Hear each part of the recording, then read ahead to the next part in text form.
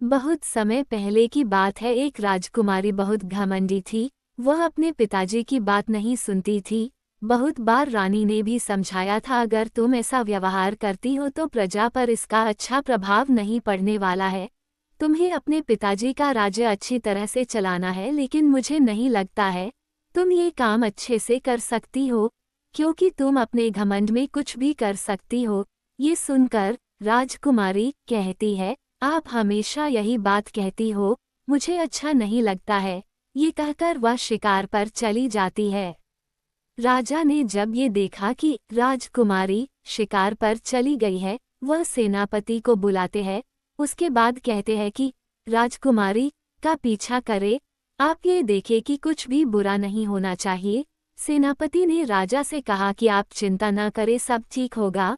वो राजकुमारी के पीछे जाते हैं। राजकुमारी शिकार करने के लिए जंगल की ओर जाती है। उसे नहीं पता था कि वह जिसका शिकार कर रही है वह कोई और नहीं बल्कि एक साधु बाबा जो कि तपस्या कर रहे हैं, मगर राजकुमारी उस आवाज को कुछ और ही समझ लेती है। राजकुमारी अपना तीर चला देती है, मगर एक इंसान की आवाज सुनकर वह उसके पास जाती है।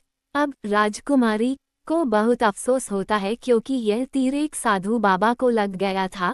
वह साधु बाबा देखते हैं कि यह तीर एक राजकुमारी ने चलाया है। वह बहुत गुस्सा करते हैं।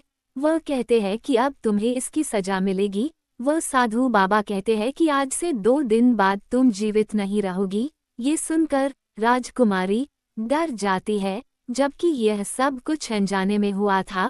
राजकुमारी माफी मांगती है, लेकिन कुछ नहीं होता है। राजकुमारी चली जाती है। सेनापति यह सब कुछ देख लेते हैं। वह साधु के पास जाते हैं। ये कहते हैं कि यह राजकुमारी कुछ भी नहीं समझती है, यह उससे अनजाने में हुआ था। राजा भी हमेशा परेशान रहते हैं।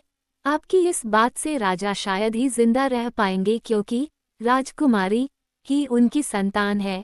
वो उसे ही सब कुछ मानते हैं। ये सुनकर साधु बाबा सब कुछ समझ जाते हैं। वह कहते हैं कि मैं एक उपाय बता सकता हूँ, अगर यह राजा करते हैं तो कुछ नहीं होगा।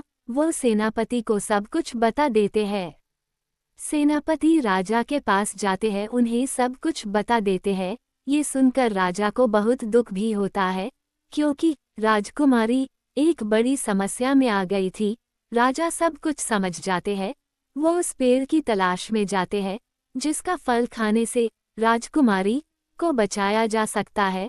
उधर राजकुमारी आज कुछ उदास लग रही थी। शायद आज उसे समझ आ गया था कि उसका व्यवहार ठीक नहीं है। उसे अपने व्यवहार में बदलाव लाना होगा। वो अब से ऐसा कुछ नहीं करेगी जिससे किसी को भी समस्या का सामना करना पड़े। लेकिन अब कोई भी फायदा नहीं था, क्योंकि 2 दिन बाद वह जिंदा नहीं रहने वाली थी। राजा वह फल लेकर आ जाते हैं जिससे राजकुमारी को बचाया जा सकता था।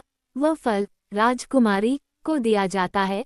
उसके बाद राजकुमारी को कुछ नहीं होता है। ये देखकर राजकुमारी को समझ नहीं आता है। फिर राजा सब कुछ बता देते हैं।